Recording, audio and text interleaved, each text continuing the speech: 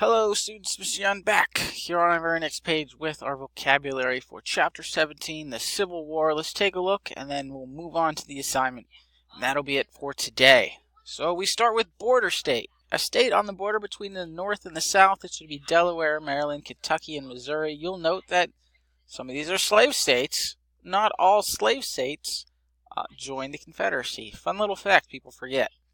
To enlist is to formally join a military force.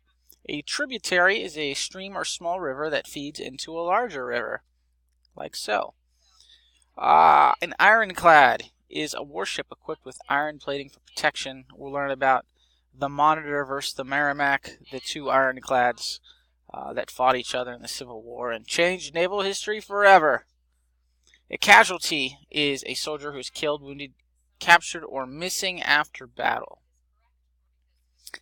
The Emancipation Proclamation is a decree issued by President Lincoln freeing enslaved people and those parts of the Confederacy still in rebellion on January 1, 1863. There's a lot of confusion about the Emancipation Proclamation, so we're going to learn the truth behind it.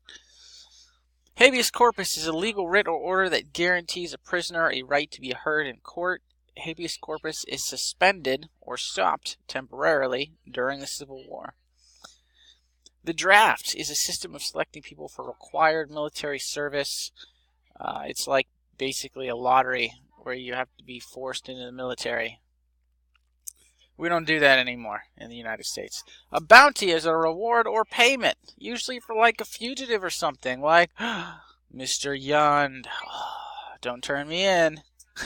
A greenback is paper money issued by the U.S. government, particularly during the Civil War. There's one right there.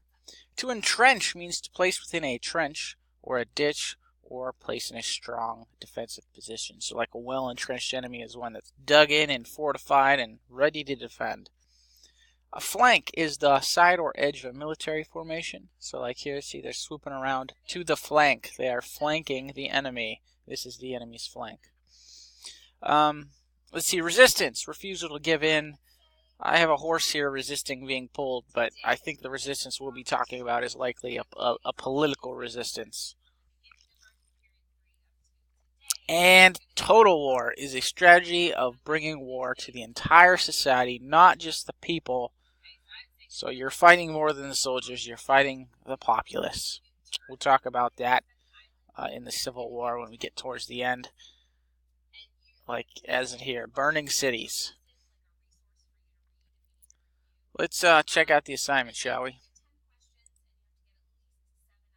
There we go. Alright, hey, it's the option assignment. Once we get, we're pretty well into the year, over halfway through, and we're doing this a lot more now. Option 1, write 10 separate sentences.